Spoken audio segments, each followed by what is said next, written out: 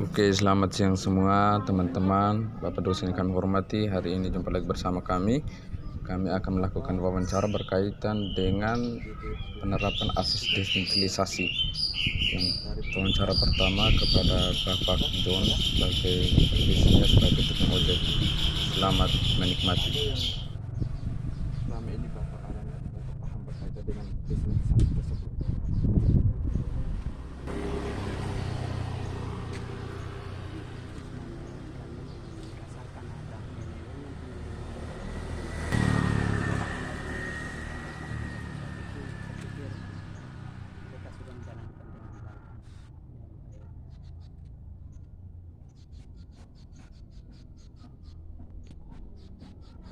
Terus yang berkaitan dengan menjalankan tugas itu, yang dari Bapak saat ini sebagai masyarakat, harapan Bapak ke depan terhadap pendidikan Ya, desentilisasi. kalau saya sebagai warga masyarakat, kebetulan juga saya sebenarnya orangnya pendatang juga kan. Jadi untuk bisa saya juga harus kembali ke daerah. Jadi mungkin harapan saya kalau bisa ya pemerintah bisa memperhatikan itu, lebih penting itu tentang infrastruktur jalan saja yang harus diperhatikan itu Bu. Karena saya juga sudah pernah keluar masuk desa itu, yang harus diperhatikan itu jalan, perbaiki jalan-jalan yang sudah sehingga masyarakat juga bisa menikmati yang bagus. Apalagi transportasi pun lebih penting daripada jalan kaki dari desa ke kota ini, kita harus perhatikan sebenarnya. Jangan hanya kita lihat membangun infrastruktur jalan itu hanya di dalam kota, tetapi di bagian-bagian pedesaan itu jarang kita ini. Memang saya sering ke desa, masuk keluar desa, saya lihat infrastruktur atau jalan di pedesaan itu masih kurang. Bukan tidak diselesaikan, tapi masih mungkin dalam tahap. Demi tahap pasti pemerintah akan memperhatikan itu. Jadi kami mohon sebagai warga masyarakat, tolonglah pemerintah memperhatikan infrastruktur jalan itu yang perlu diperhatikan, sehingga transportasi jalan itu atau masyarakat itu tidak terhambat. Apalagi dari desa itu lebih sangat berarti bagi masyarakat kota ini, karena hasil bumi itu sangat diharapkan oleh daerah orang-orang masyarakat di kota itu lebih lancar. Kita ya sebagai masyarakat maunya harapannya seperti itu.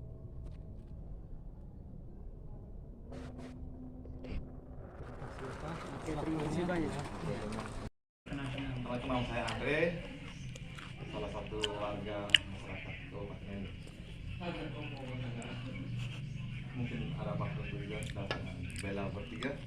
Tujuan kami datang ke sini sedikit wawancara tentang desentilisasi. Kayak yang tahu tentang desentilisasi seperti apa? Itu kan kaitan dengan limpahan kan dari pemerintah pusat ke daerah. Terus arah dari itu mungkin ada beberapa program kegiatan pemerintah di pusat yang dampaknya langsung ke masyarakat daerah yang kami alami di sini. Biasanya sifatnya bantuan.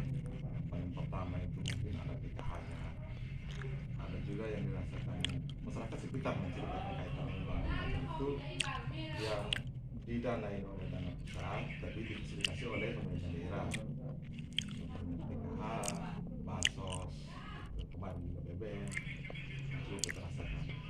Terus masyarakat juga merasakan kadang itu dia penyerahan dokumen penerima itu kalau tidak sesuai dengan arahan dari sana itu beliau orang yang bersangkutan itu tidak bisa menerima bantuan. Mungkin seperti itu yang kami rasakan di sini. Terus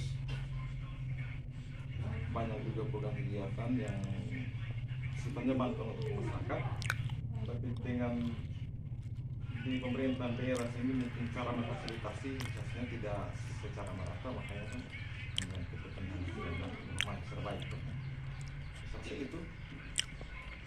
Kenal hal lain?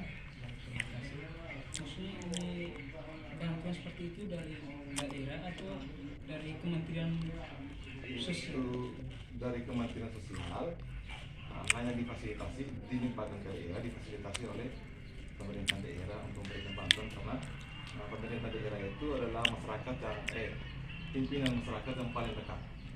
Ya, dipercaya untuk lembaga-lembaga terkait di daerah untuk memfasilitasi sehingga mereka yang diteruskan ke masyarakat sebagai pendamping. Ada yang lain? Dengan baik Bapak ada tambahan sedikit, maksudnya dengan asas desentralisasi ini, pandangan dari Bapak sebagai masyarakat, apakah penting adanya asas desentralisasi ini, pelimpahan wewenang dari pemerintah pusat kepada pemerintah daerah? Saya rasa sangat penting sekali, sangat penting. Kenapa? Karena ini bagian dari pelayanan juga sebenarnya. Pelayanan sebagai pelayanan terdekat itu, perpanjangan tangan dari pusat itu kan pemerintah daerah yang lebih dekat dengan masyarakat. Mungkin ada selain pemerintah di tingkat kabupaten, ada tingkat kelurahan atau desa gitu. Kayak kami alami sekarang. Yang mereka itu yang lebih dekat dengan masyarakat. Jadi saya baik. Mungkin ada berbagai hal yang menurut kami itu ada keluhan-keluhan dari teman-teman lain sebagai masyarakat juga, yang juga sebagai layak untuk menerima bantuan hanya karena dengan rasa dukung sebagai identitas dan tidak bisa memenuhi, makanya kadang-kadang juga mereka juga tidak bisa mendapatkan bantuan itu. Baik Bapak, terima kasih. Itu berdasarkan dia punya kelemahan atau dia punya keunggulan dari desentralisasi tadi. Terus pandangan yang berikut, Bapak di saat menjalankan akses itu di pemerintahan dan pemerintah pusat daerah itu, yang Bapak mereka alami, apakah ada yang menjadi tolak ukur atau menjadi pro dan kontra dengan maksudnya akses desentralisasi? Sering kadang-kadang kita alami di masyarakat. Penyelewengan. Kadang-kadang begini, macam ke saya sebagai penerima bantuan, mungkin di dalam kehidupan keseharian itu tuh dengan teman yang tidak punya bantuan itu tuh mungkin dan dia punya pendapat ekonominya mungkin sama, tetapi ada yang tidak mendapat gitu. Itu kan menjadi kecemburuan sosial di masyarakat kaitan dengan itu. Ada kecemburuan sosial. Oh, kita ini sepertinya sama. Kalau status petani mungkin petani sama, tapi kok di sana bisa dapat, kami tidak bisa dapat. Itu kelemahan itu mana itu kami tidak tahu. Saya mungkin dengan pembatasan sistemnya itu kita tidak tahu. Kita masyarakat di sini tidak tahu apa gitu. Itu yang terjadi kecemburuan sosial di masyarakat. Mungkin ada yang lain? Ada lagi? Masa itu? Ayo. Itu pandangan. Ini untuk apa-apa ini sekali lagi sama petani ini kaitan dengan akses desentralisasi ini, apakah harus kita fungsikan terus atau dibatasi saja? Karena dilihat dengan akses desentralisasi ini ada dampak positif, ada dampak negatif. Ada dampak negatif, bagaimana kita di pemerintah daerah kita diberi kepercayaan, tapi karena terlalu memberi kepercayaan tanpa fungsi kontrol dari pusat, nanti ada dampak dilakukan mungkin di pemerintah daerah bertolak belakang dengan aturan, maksudnya tidak sesuai apa yang diperintahkan dari pusat. Artinya di dalam situ di dunia pemerintahan sendiri ada penyelewengan dari aturan tersebut. Bagaimana pandangannya? Kalau menurut kami sebagai masyarakat, saya rasa ditingkatkan saja. Hanya mungkin dari sisi kami menilai perlu ada peningkatan sisi kontrolnya dari dinas terkait kaitan dengan sumber bantuan seperti itu. Peningkatan fungsi kontrolnya. Saya rasa itu saja. Siap Bapak. Terima kasih banyak atas waktunya.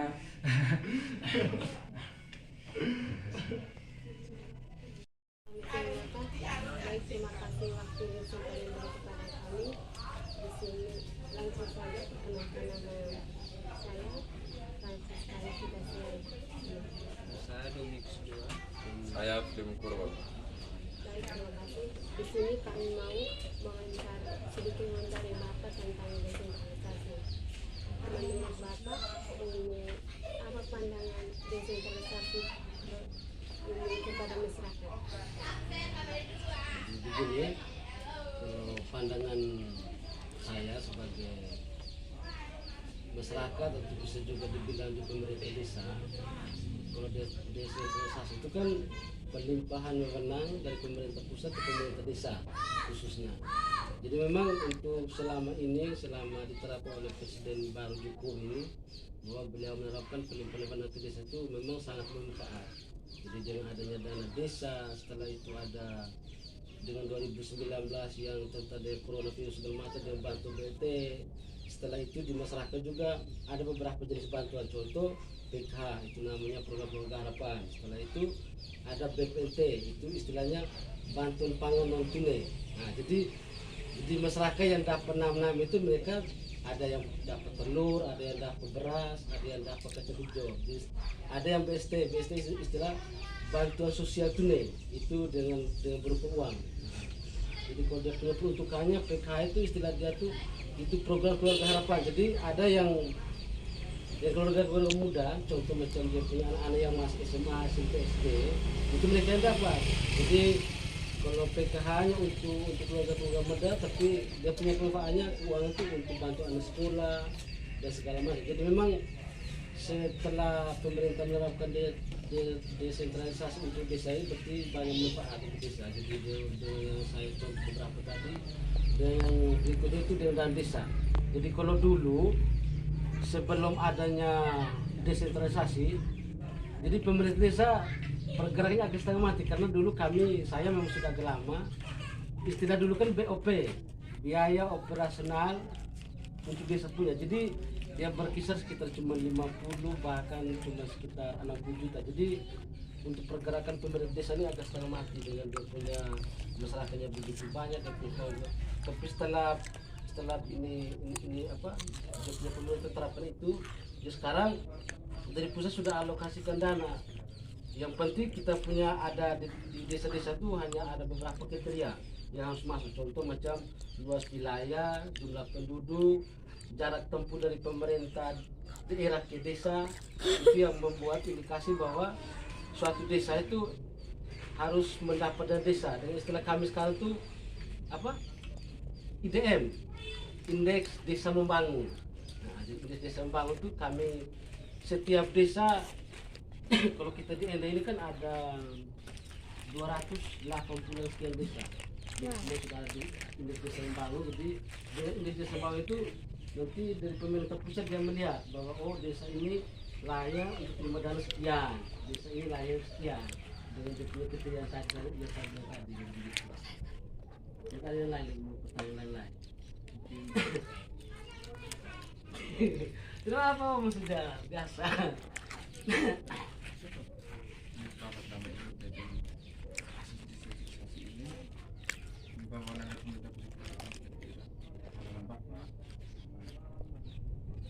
Apakah dampak negatif dan positif? Dampak dan saat ada memberikan wewenang itu desentralisasi itu dari pemerintah daerah, tentunya ada berbagai polemik yang terjadi baik di dunia pemerintah sendiri bahkan sampai di masyarakat.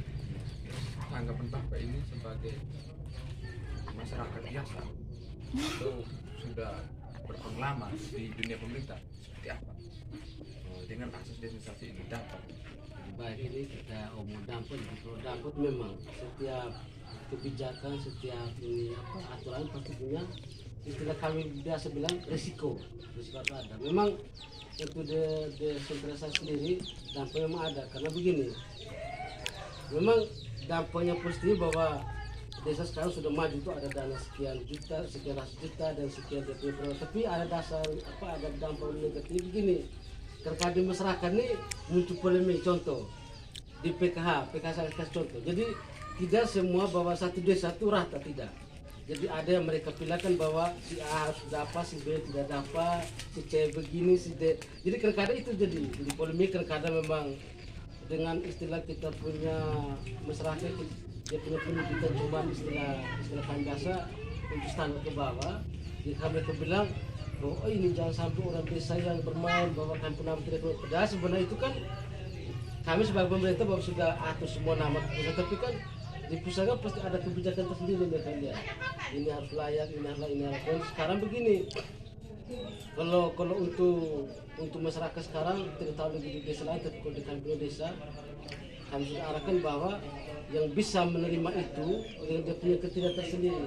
Jadi contoh macam mungkin dia punya rumah atau dia punya untuk penghasilan tiap harinya bagaimana. Tapi kalau kita hanya macam contoh macam kami kemarin ada mereka dari PK daftar di kampung tuh. Jadi sekarang kalau macam rumah yang begini nih, ini jangan harap memang kau dah. Tidak akan mungkin. Apalagi rumah tembok, di depan rumah ada motor. Yang mereka mau yang betul-betul dapat tuh orang yang benar-benar dia punya penghasilan standarnya 500 ke bawah. Itu benar-benar. Jadi itu pemerintah memperhatikan bahwa mereka tuh benar-benar tidak mampu sama sekali. Paling-paling mereka mungkin cuma jual tiket atau jual apa, tapi kalau yang lain-lain macam contoh saja kita yang pegang HP Android nih, kalau sudah 2-3 buat di rumah juga itu mereka juga pikir panjang karena memang semuanya diverifikasi. Karena sekarang kan kitanya pakai sistem yang tidak bisa manual. Kayak dulu kita cuma cara A, B, C, D, kita store di laptop, sekarang tidak bisa lagi kita diverifikasi pakai sistem. Kalau macam saya ini kan saya istri dari dulu sampai hari ini tidak pernah dapat PK. Karena apa? Saya bilang kita mau dapat tidak mungkin karena nama saya ini di pemerintah desa ada. Jadi pas kode saya punya kakak semua akan tertera di dalam di menteri apa di Kementerian Desa ada, di Kementerian Dalam Negeri ada, di sosial ada, di kesehatan ada semua. Jadi sekarang untuk pemerintah pusat bilang bahwa harus orang yang benar-benar yang tidak mampu. Nah, memang apa untuk kadang-kadang dia punya polemik banyak. Jadi kadang-kadang di masyarakat dia punya pendidikan rendah mungkin bilang bahwa ini begini, ini apa kadang-kadang mungkin di sana cuman apa dia punya orang saja yang kasih masuk. Tapi dengan kami memberi pemahaman mungkin sekarang ada yang sebagian sudah mengerti, tapi ada yang belum. Tapi kebanyakan karena bantu dengan anak sekolah atau segala macam, jadi mereka sudah ada paham itu sampai ini. Terutama kita punya perkembangan ke depan gimana? Bapak.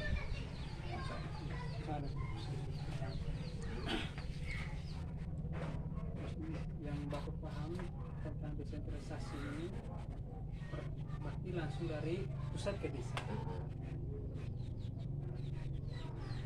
Dan saya maksudnya pelimpahan wewenang ke pada daerah itu, terus daerah pelimpahan ke desa itu yang seperti apa?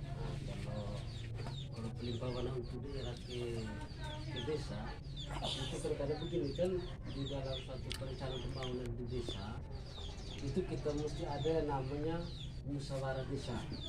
Ada beberapa musyawarah desa. Dan contoh kalau kita mau usulkan pembangunan tuh ada yang biasa kami istilahnya di desa tuh dengan pagu indikatif kelurahan atau pagu indikatif desa. Nah, biasanya ada yang dari dana APBD 2, APBD 1 dan APBN. Kalau APBN itu yang kami bilang dengan desa tadi. Tapi kalau APBD 2, APBD 1 itu kadang-kadang kita harus buat musyawarah, harus buat ini untuk penggalian gagasan di dusun, untuk kita buat usulan ke kabupaten. Jadi kadang-kadang kabupaten juga tidak bisa tidak serta-merta bahwa harus begitu tidak.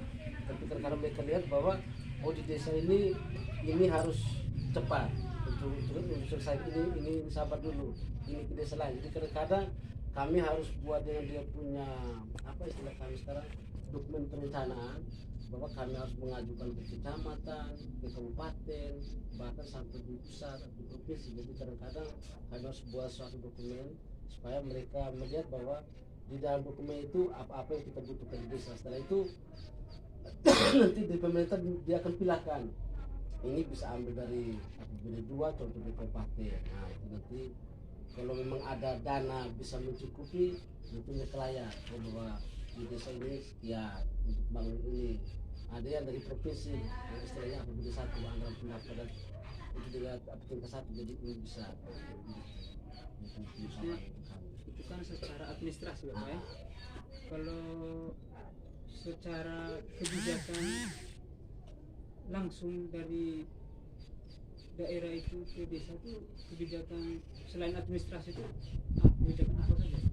Kalau kebijakan, kalau memang dulu ada, kalau sekarang agak setengah, karena begini, sekarang kan kita dengan adanya sistem ini kadang-kadang kita langsung koneksi dengan pusat, jadi kebijakan kebanyakan dari pusat bahwa kebijakan harus begini. Tapi kalau memang untuk kebijakan segala sesuatu kecuali urgen yang perlu cepat atasi, cepat diatasi, kayak contoh kan ya 2019 COVID, itu kan kebijakan sebenarnya kan bukan apa istilah, bukan perencanaan tapi kebijakan, tapi itu karena dunia itu atau skala internasional, makanya kebijakan biasa untuk COVID ini kami pakai dari pusat semua, berlaku semua dari pusat, semua berlaku kebijakan COVID, karena memang itu bukan perencanaan, karena sudah terjadi di masyarakat, jadi harus buat dulu suatu kebijakan.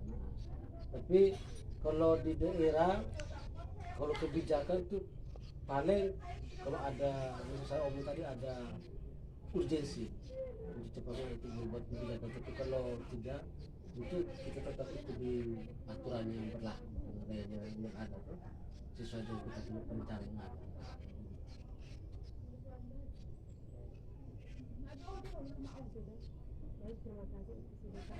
Baik, terima kasih sudah. Baik, sudah. Lebih baik sekarang yang kita menerapkan asas desentralisasi atau kembali ke sentralisasi seperti dulu, kebijakan hanya ada di pusat atau kekuasaan hanya ada di pusat. Ini cukup sedikit pandangan Pak. Kalau ini Lebih baik yang dulu lagi kalau sekarang. mengenai ini berarti kita sudah istilah kita sudah berkembang ranahnya. Kalau sekarang itu orang desa yang senang, masyarakat senang. Karena apa? Istilah pemerintah istilah masyarakat dimanjakan, istilahnya istilah masyarakat bahwa dapat ini. Tapi di lain pihak, contoh kita sekarang kan ada ASN, ada PNS, jadi mereka kadang-kadang ya kalau bila dikorbankan iya. Jadi kita rasakan selama ini memang kalau mereka ada yang masih sekolah, kita rasa tapi kalau kami sudah kerja, contoh PNS saja selama Jokowi jabat sekitar 10 tahun itu baru satu kali yang bersenang dia punya pendapatan, itu yang waktu itu yang sampai dengan 8%, tetapi sampai hari ini belum. Jadi kalau memang untuk pelimpahan beban dari pusat ke desa biasa dirasakan oleh masyarakat, tapi di lain pihak itu tadi macam saya bilang risiko. Jadi ada yang pegawai negeri situ terkadang kami hanya begini-begini saja. Jadi contoh tuh ini saya agak pas jadi dia baca kami urus dokumen ini kadang-kadang begini kan yang meng-ACC apa kan mereka semua, jadi terkadang bukan kita istilah kita cuma seakan-akan saya bertugas sudahlah, yang penting mereka berasa kita memang dengan lihat mereka punya untuk penghasilan tidak pernah naik sampai ini, kadang mereka kasih terlambat, tapi bukan terlambat benar, tapi hanya terkadang bilang ya nanti dulu, nanti kamu lengkapi besok berangkat lagi, begitu hanya karena kita sudah saling kerjasama, jadi sudahlah, yang penting kita punya dokumen valid supaya kita bisa buat untuk perencanaan tahun berikutnya. Hanya tidak tahu lagi ke depan antara mau kembali seperti waktu sekarang, saya tahu dia kita punya presiden itu berdasarkan kebijakan dan pusat semua yang kita. Baik, terima kasih Bapak atas waktunya yang diberikan kepada kami. Baik, terima kasih. Terima kasih Bapak.